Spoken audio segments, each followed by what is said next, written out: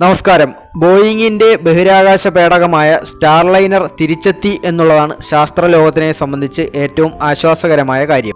അങ്ങനെ പറയുമ്പോഴും ബഹിരാകാശ സഞ്ചാരികളായ സുനിത വില്യംസിനെയും ബൂച്ച് വിൽമോറിനെയും അന്താരാഷ്ട്ര ബഹിരാകാശ നിലയത്തിൽ നിന്ന് തിരിച്ചെത്തിക്കാൻ കഴിഞ്ഞില്ല എന്നുള്ളത് ഒരു വലിയ പോരായ്മ തന്നെയായി അവശേഷിക്കുന്നു.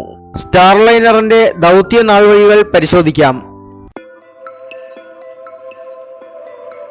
2024 ജൂൺ 5-നാണ് സ്റ്റാർലൈനർ വിക്ഷേപിച്ചത്. സ്റ്റാർലൈനറിന്റെ മനുഷ്യനെ വഹിച്ചുകൊണ്ടുള്ള ആദ്യ യാത്രയായിരുന്നു ഇത്. ജൂൺ 13-നാണ് മടങ്ങേണ്ടിയിരുന്നത്. എന്നാൽ ഹീലിയം ചോർച്ചയും തുടർന്നുണ്ടായ ചില ത്രസ്റ്ററുകളുടെ തകരാറും മടക്കയാത്രയെ ബാധിച്ചു. ഈ കാരണങ്ങൾ കൊണ്ട് തന്നെ ബഹിരാകാശ സഞ്ചാരികളെ തിരിച്ച് ഈ പേടകത്തിൽ കൊണ്ടുവരണ്ട എന്ന് നാസ തീരുമാനിക്കുകയായിരുന്നു. എന്നാൽ ശാസ്ത്രലോകത്തെ ഞെട്ടിച്ചുകൊണ്ട് യാതൊരു പിഴവുകളുമില്ലാതെ ഈ പേടകം ന്യൂ മെക്സിക്കോയിലെ വൈറ്റ് സാൻഡ്സ് സ്പേസ് ഹാർബറിൽ സോഫ്റ്റ് ലാൻഡ് ചെയ്യുകയായിരുന്നു. അന്താരാഷ്ട്ര ബഹിരാകാശ നിലയത്തിൽ നിന്ന് ഭൂമിയിൽ എത്താൻ എടുത്ത സമയം 6 മണിക്കൂറാണ്. പുലർച്ചെ 3:34-ന് അൺഡോക്കിംഗ് നടന്നു. തുടർന്ന് പേടകം സ്വയം പ്രവർത്തിക്കുന്ന ഓട്ടോണോമസ് മോഡിലായി.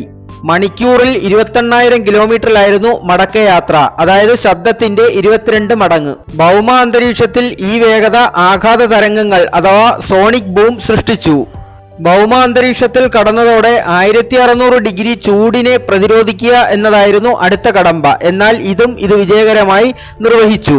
കൃത്യസമയത്ത് തന്നെ പാരച്യൂട്ടുകൾ വിടരുകയും 9:31-ന് തന്നെ സോഫ്റ്റ് ലാൻഡിംഗ് നടക്കുകയും ചെയ്തു. തുടർന്ന് നാസയുടെ ശാസ്ത്രജ്ഞർ പേടകത്തിന് സാങ്കേതിക തകരാർ വരാനുള്ള കാരണങ്ങളും പരിശോധിച്ചു തുടങ്ങി.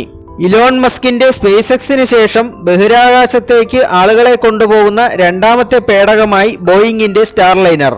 ഈ മാസം അവസാനം വിക്ഷേപിക്കാൻ പോകുന്ന സ്പേസ് എക്സിന്റെ ക്രൂ ഡ്രാഗൺ പേടകത്തിലായിരിക്കും ബഹിരാകാശ സഞ്ചാരികളായ സുനിത വില്യംസിനെയും ബൂച്ച് വിൽമോറിനെയും തിരിച്ചെത്തിക്കുക. ശാസ്ത്ര പുരോഗതിയുടെ ഓരോ ചുവടുവയ്പും വരും തലമുറകൾക്ക് പ്രചോദനമാകട്ടെ എന്ന് പറഞ്ഞുകൊണ്ട് നിർത്തുന്നു. Thank you.